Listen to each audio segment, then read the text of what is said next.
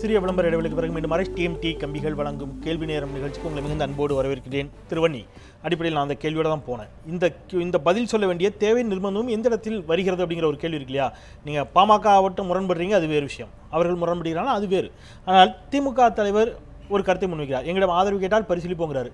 அவர்கள் நடத்தக்கூடிய போராட்டத்திற்கு 10ஆம் தேதி இருக்கக்கூடிய போராட்டத்திற்கு ஆதரவை கேட்பீர்களா என்றால் இல்லை, நாங்கள் கேட்குற உத்தேசம் இல்லை, அவர்களாக வந்து ஆதரித்தால் நாங்கள் ஏற்றுக்கொள்வோம் என்று சொல்லக்கூடிய ஒரு போக்கு அப்படிங்கிறது இது. அதை தான் கேட்குறேன். உங்களுக்குள் ஒருமித்த கருத்தோடு ஈழப் பிரச்சனையில் இதே மாதிரி தான் இருந்துச்சு. எல்லோரும் தனித்தனியாக ஈழத்திற்காக போராடினீர்கள்.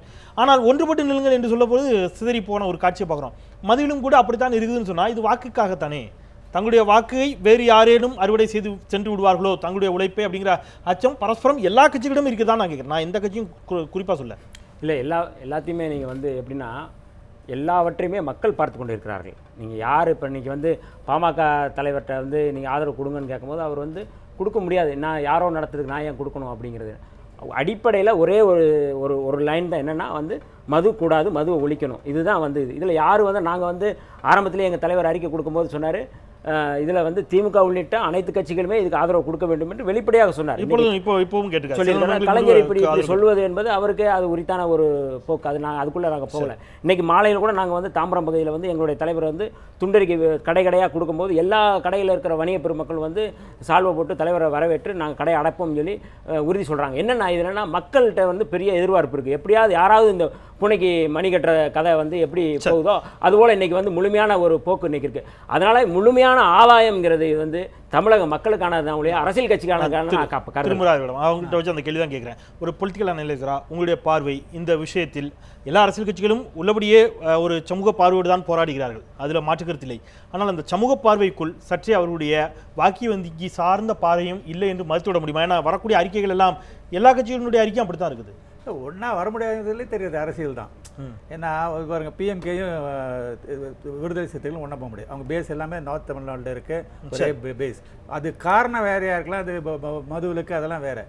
அவங்க பேஸ் என்ன அதே தான். அதே மாதிரி டிஎம்கே வந்து உன்ன வந்தானா அவங்களோட விஜயகாந்த் ஒன்று சொல்ல என்ன முரண்பாடு? இப்போ இவங்க திமுக கூட்டணிமா இருக்கிறாங்க விடுதலை சிறுத்தைகள். ஜவஹர்லால் அவர்களுக்கு கூட கடந்த மாநிலங்களவை தேர்தலில் அவருடைய ஆதரவை கண்டுபிடிக்க அளித்திருந்தார். ஆட்சியில் பங்குன்னு சொல்லி இப்போ போயிருக்காரு திருமாவளவர். இந்த டிஎம்கே ஃப்ரண்ட்ல தான் இருக்கணும்னு அவசியம் இல்லை. இன்னும் 6 மாசத்துல இப்போது அவரோட வந்து திரும்பி பிரிஞ்சு போகிறதுல ப்ராப்ளம் இருக்கலாம். இது மாதிரி இவங்களுக்குள்ள இந்த ஈவன் இந்த மேஜர் இஷ்யூ லைக் ப்ரொஹிபிஷனில் அவங்களுக்கு வந்து ஒரு காமன் ஃப்ரண்ட்டே வர முடியல. ஏன்னா ஐடிஎம்கே விட்டுருங்க, அது ஒரு சைடு. டிஎம்கேவோட போகிறதுல இவங்களுக்கு தயக்கம் இருக்குது. சரி, இப்போ இந்த மாதிரியான ஒரு சூழல் இருக்குன்னு சொன்னால், ஏற்கனவே 2009 ஈழம் சார்ந்து நடைபெற்ற மாணவர்கள் போராட்டம் ஏதோ ஒரு இடத்தில் ஏதோ ஒரு அரசியல் கட்சி தனக்கான அறுவடையாக மாற்றிக்கொள்ள கூடிய ஒரு வாய்ப்பு இயல்பாக ஏற்பட்டது. அது எந்த அரசியல் கட்சிங்கிறத விட்டுருங்க. அது மாதிரி இன்றைக்கு மாணவர்களுடைய போராட்டம் நடைபெறுகிறது. மாணவர்கள் வீதியில் இறங்கி இருக்கிறார்கள். இந்த மாணவர் போராட்டம் யாருக்கு ஆதரவானதாக போய் சேரக்கூடும் நீங்க நினைக்கிறீங்க? இல்லை, இது இப்போதான் ஆரம்பிச்சிருக்கு. இதை சஸ்டெயின் பண்ணுறது கஷ்டம். அது பொலிட்டிக்கல் பேக்கிங் இல்லாமல் சஸ்டெயின் பண்ண 6 மாதம் இருக்குது எலெக்ஷனுக்கு. அந்த டைமில் இது இப்போ 25 வருஷமாக எங்கள் ப்ரொஹிபிஷன் இப்போ போயிட்டு வந்துட்டு இருக்கு. யாரும் ஒன்றும் இஷ்யூவே பண்ணலை. ஒரு கவர்மெண்ட்டே வந்து மதுக்கடை திறந்து நடத்து. இப்போ இவர் சொன்ன மாதிரி சாரி வியாபாரம் இருக்காங்க. இதெல்லாம் நடந்துட்டு தான் இருக்குது. இதை வந்து நீங்கள் வந்து இது பண்ணணும்னா அது வேண்டிய இம்ப்ளிகேஷன் என்ன? அசம்பிளியில் இது இந்த ரெவென்யூ போச்சுன்னா அது ஆல்டர்னேட்டிவாக என்ன பண்ண போகிறாங்க? சும்மா ஒரு இமோஷனலாக பேசுறதுல ஒன்றும் இல்லை. இப்போ தேவைங்கிறது எல்லாருக்கும் தெரிகிறது. பட் உலகம் பூரா எங்கேயுமே ப்ரொஹிபிஷன் கிடையாதுங்கிறது ரியாலிட்டி. நம்ம மாற்ற இந்த தமிழ்நாடு மாதிரி ஒரு சீர்கழிந்த ஒரு சமூகத்தை நான் பார்த்ததில்லை. இந்தியா பூரா இருக்குது.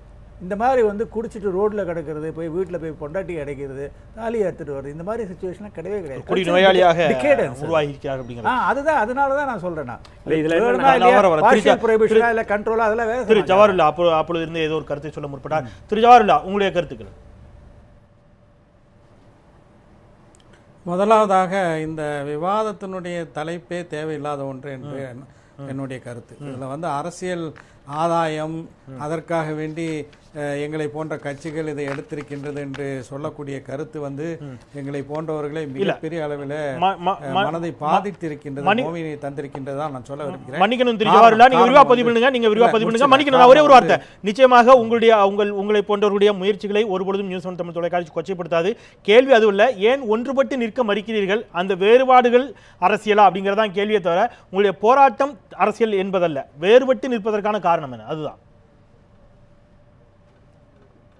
வேறுபட்டு நிற்கிறதுக்கான காரணம் வேறுபட்டு நிற்கக்கூடியவர்களிடம் தான் கேட்க வேண்டுமே தவிர இந்த அரங்கத்தில் நானோ அல்லது என்னுடைய அருமை சகோதரர் விடுதலை சிறுத்தைகளுடைய வன்னி அரசோ அல்லது வைகோ அவர்களோ நாங்கள் ஒன்றுபட்டு தான் இருக்கின்றோம். சரி. எங்களை தவிர இன்னும் வேற பல அரசியல் கட்சிகள் ஈவன் பிஜேபி கூட ஆதரவு தெரிவித்திருக்கின்றதுங்கிற பதிவு செஞ்சேன்.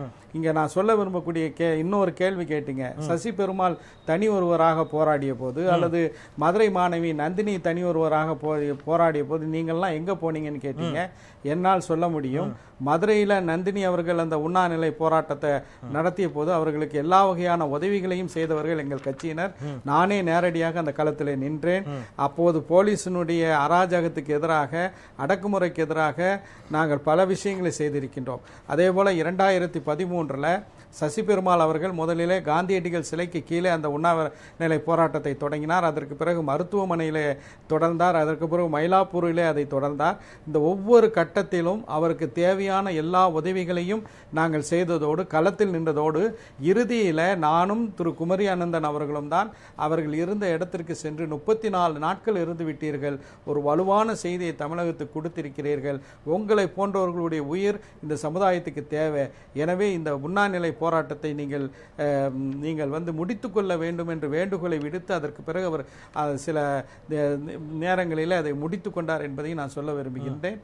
இது மட்டும் இல்லாம இன்னைக்கு வந்து அரசியல் கட்சிங்கிற அளவுக்கு பார்க்காதீங்க. அரசியல் கட்சிகளுக்கும் மிகப்பெரிய சமூக பொறுப்புகள் உண்டு. இன்னைக்கு பேசக்கூடிய மக்கள் அதிகாரம் நம் தமிழகம் முழுவதும் பார்த்தால் 31க்குள்ள டாஸ்மாகை மூடு என்று பிரச்சாரம் செய்கிறார்கள். அதை பாராட்டுவோம். சட்ட பஞ்சாயத்து இயக்கத்தின் சார்பாக மிகப்பெரிய அளவில் இன்னைக்கு சேலத்தில் கூட போராட்டம் நடத்திட்டு இருக்கிறார்கள். அவர்களுடைய தன்மைக்கேற்ப அந்த போராட்டங்களை நடத்துறாங்க. இதுல வந்து நீங்க அரசியலுக்காக பண்றீங்க, நீங்க எதுக்காக பண்றீங்கிற அந்த நிலைக்கு செல்ல வேண்டாம். இன்னைக்கு என்னுடைய மரியாதைக்குரிய மூத்த பத்திரிகையாளர் முராரி அவர்கள் சொன்னது போல இந்தியாவில் பல்வேறு மாநிலங்களில் மதுக்கடைகள்லாம் திறந்து தான் இருக்கு. நானும் இந்தியா முழுவதும் பயணம் செஞ்சவன். ஆனால் தமிழ்நாட்டில் இருக்கக்கூடிய அவல நிலையை வேற எங்கேயுமே பார்க்க முடியாது. என்னுடைய தொகுதியில் ராமநாதபுரம் தொகுதியில் மீனவர்கள் கடலுக்கு சென்று விட்டு கஷ்டப்பட்டு மீன் பிடித்து விட்டு சம்பாதிக்கக்கூடிய பணத்தில் பெரும்பகுதி டாஸ்மாக் கடைக்கு தான் போகுது.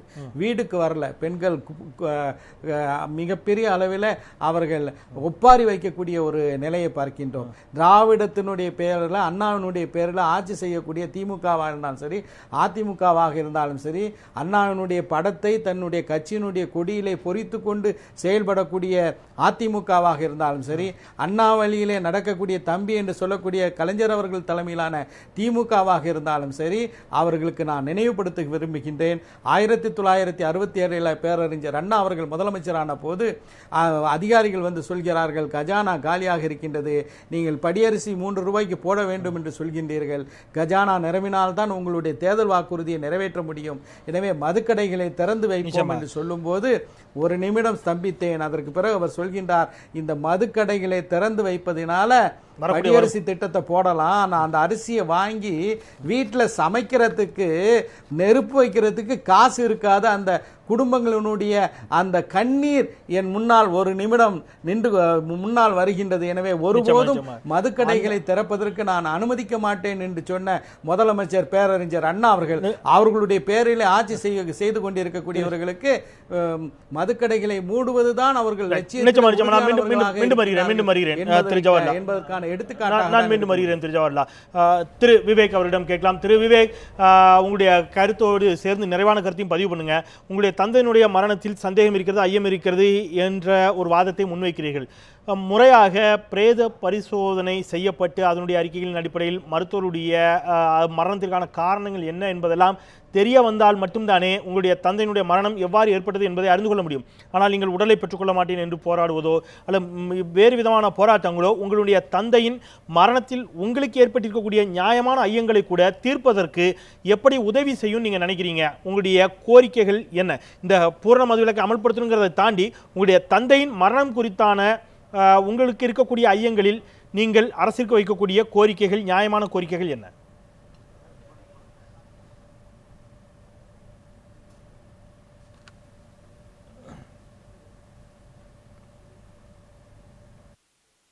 ஐயாவோட மரணம் வந்து அவர் என்ன கோரிக்கை வச்சாரோ அந்த கோரிக்கை நிறைவேற வரைக்கும் அவரோட பாடி வாங்கிக்க மாட்டோம்.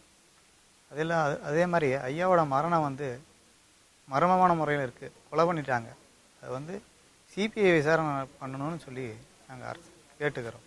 சரி சரி, முதல் கட்டமாக பிரேத பரிசோதனை அறிக்கை வந்து அதில் மரணத்திற்கான காரணிகள் ஏதாவது சொல்லப்பட்டு அதில் நீங்கள் முரண்பட்டால் கூட அது ஏற்புடையதாக இருக்கும். ஆனால் தமிழக அரசு தரப்பில் அவர்கள் ஒரு விளக்கத்தை கொடுக்கிறார்கள். அவ்வாறு இல்லை, நாங்கள் போய் தீயணைப்பு படை மீட்பு படை வீரர்கள் சென்று மீட்கின்ற பொழுதே அவர் மயங்க நிலையில் இருந்தார், மீட்டு கொண்டு வந்து மருத்துவமனையில் அனுமதித்தோம், அங்கே அவர் உயிரிழந்து விட்டார் என்று மருத்துவர்கள் தெரிவித்ததாக குறிப்பிட்டிருக்கிறார்கள். இப்போ முதல் கட்டமாக பிரேத பரிசோதனை அறிக்கை எல்லாம் வந்தால் தானே அதில் முரண்படவே முடியும். அதற்கே அனுமதிக்க மறுப்பது என்பது எந்த அளவுக்கு சரியா இருக்கும் நீங்க நினைக்கிறீங்க?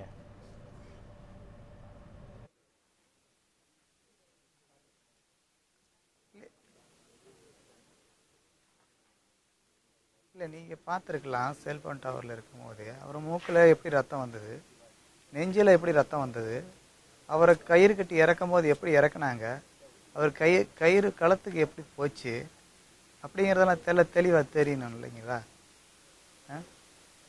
அதை நாம் ஏற்றுக்க முடியாது இல்லைங்களா? அவர் ரத்தம் வர அளவுக்கு என்ன பண்ணாங்க? எப்படி வந்து ஏறும் போது மட்டும்தான் காமிக்கிறாங்க, அப்புறம் இறக்கும் போது மட்டும்தான் காமிக்கிறாங்க. சாதாரணமாக எங்கேயாவது ஒரு விபத்து நடந்து ஒரு கிணத்துலையோ எங்கேயாவது விழுந்துட்டா அவர் சேஃப்டி பெல்ட்டு போட்டுலாம் எடுப்பாங்க. ஒரு நெட்டு சுற்றியும் கட்டிருக்கான்ல, 5 மணி நேரமாக தவிக்க விட்டுட்டு கடைசியாக ஒரு மணல் மூட்டையை கட்டி இறக்குற மாதிரி இறக்குறவங்க ஏன் கொண்டிருக்க மாட்டாங்க? எங்களுக்கு சந்தேகம் கிடையாது. உங்களுடைய கொலையா தான் கருணாநிதிக்கு நன்றி தெரிவிக்க போறேன்னு தான் கிளம்பினாரு இங்கிருந்து, வீட்டுல இருந்து. அவர் மது விலக்கை கொண்டு நிறைவு பண்ணுங்க, சொல்லுங்க. போனாரு. அதுக்கப்புறம் அவர் இன்னும் வீடு திரும்பல. அதனால அரசு வந்து சரி, இந்த மரணத்தில் உங்களுக்கு இயல்பாக ஐயம் அளிக்கிறது அப்படிங்கிறத பதிவு பண்ணுறீங்க. உங்களுடைய நியாயமான கோரிக்கைகள் வெற்றி பெற வேண்டும் என்று நாங்களும் கூட உள்ளபடியே அந்த எங்களுடைய கருத்தையும் பதிவு செய்கிறேன். நன்றி, எங்களோட சேலத்திலிருந்து இணைந்தீர்கள்.